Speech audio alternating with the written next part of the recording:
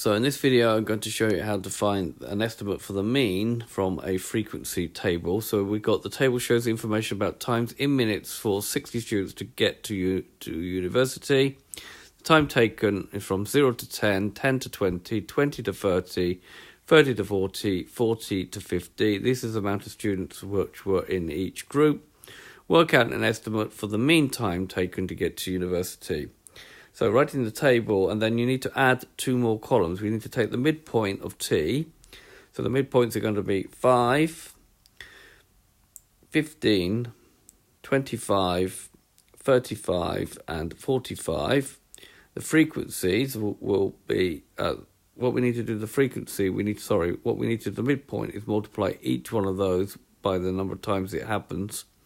That's called f times t. So 5 times 7 is going to be 35, 15 times 12 is going to be 180, 25 times 21 is going to be 525, 35 times 15 is going to be 525. Don't be put off by that.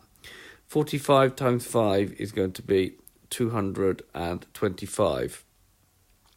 Now, in order to find the estimate of the mean, we need to sum the frequencies, but we knew there were 60 from the question, and then we need to sum this column,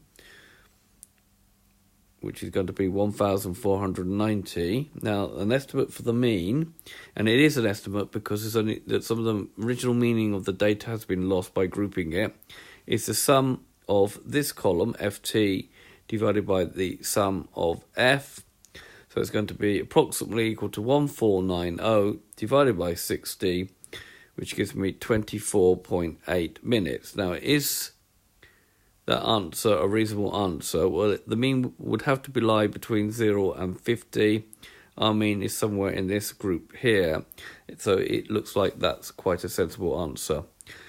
Okay, so this has been a video to show you how to find the estimated mean from a grouped frequency table. I hope you've understood, and I thank you very much for watching.